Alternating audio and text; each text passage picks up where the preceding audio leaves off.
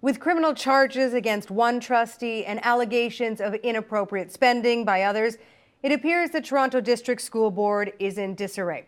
Joining us now to shed some light on the goings-on at Canada's largest school board is Caroline Alphonso, education reporter at the Globe and Mail. Welcome back to the agenda. Thanks for having me. Okay, I want to just go through some of the goings-on at the TDSB over the last several months. Here we go. The former chair of the TDSB, Chris Spence, left after it was found out he'd plagiarized his thesis, among other things. Another former chair of the TDSB, Chris Bolton, suddenly left the post after it was discovered that he directed donations from a Toronto elementary school to his own charity.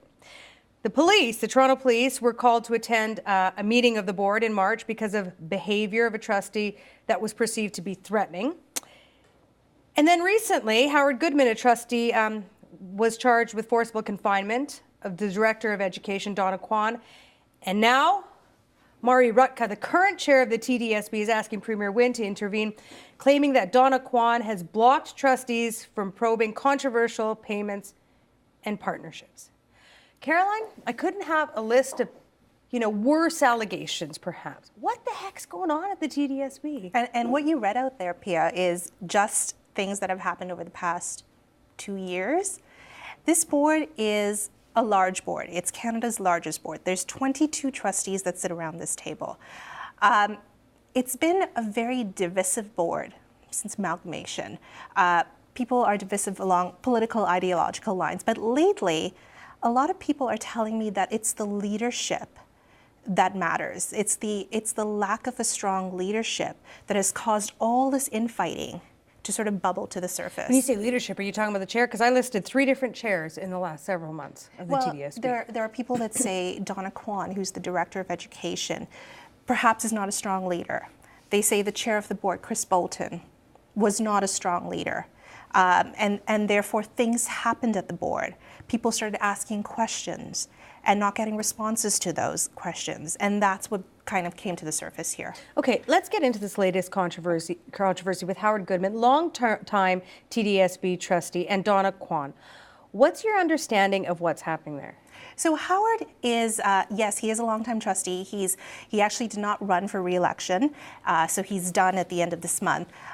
Howard has been one of those trustees who has been persistent in asking questions about contracts, about deals at the TDSB, about lawsuits, about partnerships, and he's been very vocal. He's been one of the most vocal trustees about this at board meetings, in private, wherever you have it. And I think, I can't speak to the allegations because those haven't been proven and those will be in court. But there have been instances that I've been told where Howard will probe those, will ask those questions, will go around and probing them, and there have been confinement charges laid as a result of that. There's been harassment charges laid about that. I can't speak to that. That will be determined by the courts, but the police say that it stems from the fall of 2013 up till most recently, and so Howard is facing these charges. We've had him on the show just recently, and previous times that he's been not just a long-time trustee, but also an outspoken one throughout his tenure there. Okay, and then we have Mari Rutka, the current chair, who goes to the Premier and says, hey, step in. What's that about? So you have to understand. I'm just going to keep asking you, what's that about? I'm trying to understand. I totally understand. You have to understand at this board, there's a group of trustees, and it's not a small group, as some would describe. It's a few trustees that have been asking questions about partnerships, have been asking questions about payments. They've been asking a lot of questions, and they haven't been receiving answers to them. My colleague, Karen Howlett, and I have been looking into this since March. We've been looking into this since March. You've been asking questions. We've been asking questions because there's been things that are seemingly, doesn't seem right, and so we want an answer to these questions. Like what? So there's an example, and I won't get into great detail, but there's a catering company that was located in one of the schools that put in a bid for a contract. And there was a lawsuit that stemmed from that. They said their bid was on time. The TDSB said their bid was late. And so there was a lawsuit. But all of a sudden, last year, there were some invoices that showed up at the TDSB that had to be paid. And that was it settled the lawsuit.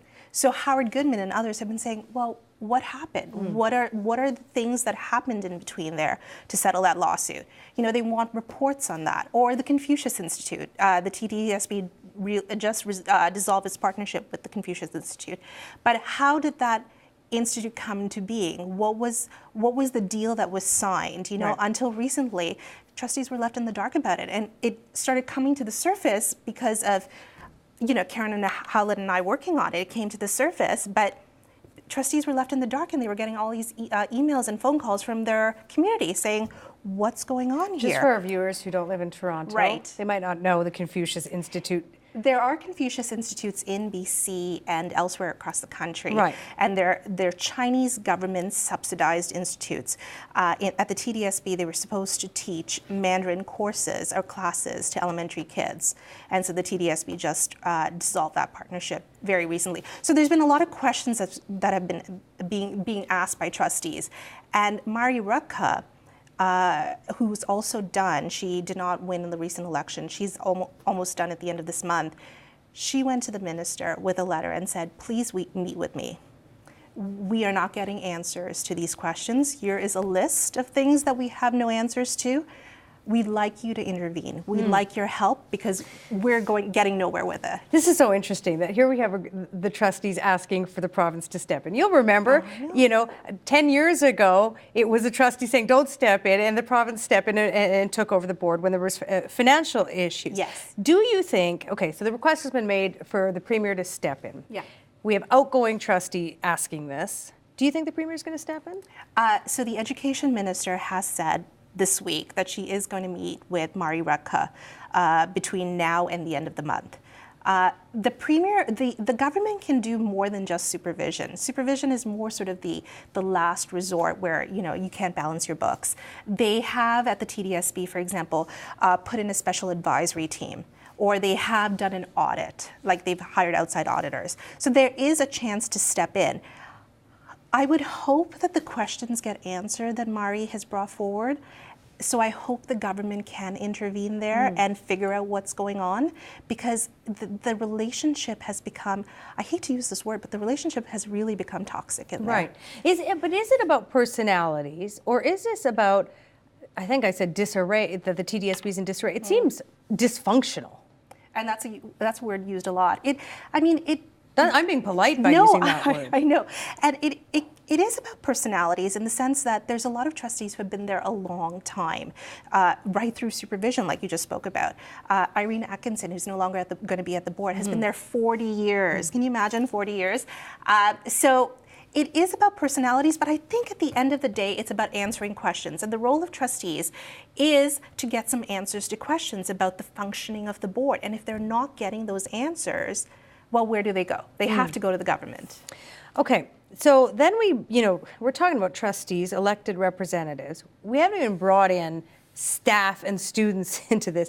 There Right. seems to be acrimony between the staff at the TDSB and trustees. So this is another layer. It's not just intra-trustees. Now we have the staff of the school board having a go with it with the trustees. What's that relationship like? So after that alleged incident with Howard, you mentioned police officers were present at the meeting back in March, I believe. And what preceded that is Donna Kwan, the education director, sending a letter to the former chair, Chris Bolton, saying, staff feel intimidated, threatened, bullied. There's a culture of fear in our organization. We don't like it. And so the police presence was there. And you hear about this. You hear about culture of fear. Lately, one of the trustees who wrote to the Minister of Education said there's a culture of intimidation where if trustees ask too many questions, they're put in a corner. So there's, it's a lot of he said, she said going on. But I've been in that boardroom. I've seen it. And some of the language could make your skin crawl sometimes. These are people that are supposed to be representing students and parents. Some of the language that I get on my Twitter feed from trustees or a trustee would just, it would make your skin crawl. And these are people that are representing students. I mean, it's dysfunctional. So what's behind that? I mean, what do you read into that? I mean, there's been a lot of talk about, we're electing people who some would argue, don't have the skills. Others argue you get what you pay for, and we're not paying them enough. I mean, who's ultimately supposed to be in charge here, and what's the root of this dysfunction, in your opinion? Well, a lot of trustees have been there for a long time, and maybe things will change now because we have 11 new trustees. Half the board is brand new come December, and maybe things will take a turn for the better. I hope the new board will still ask questions, because I think that's important, and don't sort of push it away and say that was the dealings of the old board. Let's get on with new things, because I think the role of trustees is to watch those dollars, to watch how those dollars are spent, to be accountable to their constituents. It is about governance, and I think the minister has to take a really hard look to see what is the issue there. Why are some trustees being blocked from receiving answers to their questions? Okay, some people might be wondering, why are we talking about one school board? But just to put in context, as you said, Canada's largest school board, 4th largest in North America. It is a big behemoth. Nearly 600 schools. Okay. Yeah. Is there something about, sometimes we say, big companies, big corporations, big entities, they don't work well because they're just so big. Is size the problem here?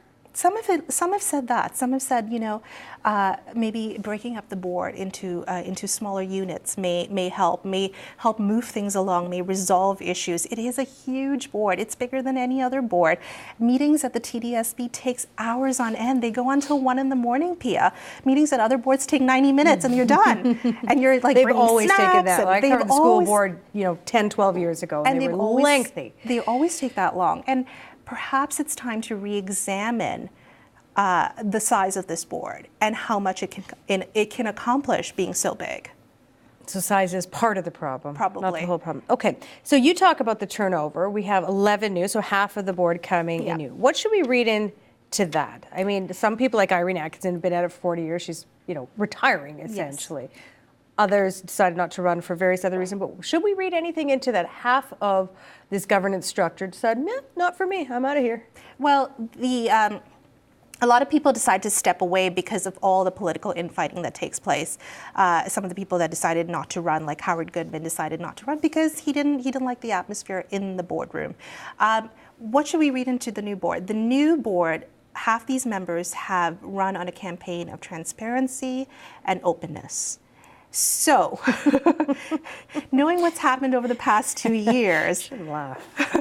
Knowing what's happened over the past 2 years, I'm hoping that this new board will stick with that and keep asking those questions that need to be answered. Except for, here's the thing, people who have been asking questions, some would argue, have been silenced in various forms. So there is this culture, perhaps, of trying to keep people not asking questions. There's one thing, even if you ask a question, it's quite another about getting an answer. Where do you see this all going? Well, that's the minister's job right now. The minister has to look into these problems. Why is it that trustees who ask questions are somehow silenced? Why do they feel intimidated? Why do they feel threatened when they ask those questions? And I hope the Minister of Education can get to the root of that problem. Okay, we've been talking 15 minutes about the TDSB. Let me ask you this. Are we in an anomaly, the TDSB? Are we an outlier? Or other boards, like you almost want company in dysfunction. I mean, are there other boards in the GTA that are facing anything similar to the dysfunction we're seeing at this board? Not that I've seen. I mean, there are issues at other boards that Toronto do Catholic come up. School Board, Toronto right? Catholic, and they were put under supervision, and they and there's still a bit of dysfunction there as well. You hear things, but nothing to the extent of the TDSB. And it's perhaps the fact that some of those players have been there for such a long time. And when you have people who are together for such a long time, they have a history. They remember who did what 20 years ago, how you voted 20 years ago, and how you will change. So, I haven't seen anything quite like this. And you can write stories about the TDSB. Well, you do write forever. stories about it. You've got a good beat, I guess I could say. Anyway, we'll see with the 11 new trustees how things shake out. Thank you as always, Caroline. Thank you, Pia. Support Ontario's public television. Donate at tvo.org.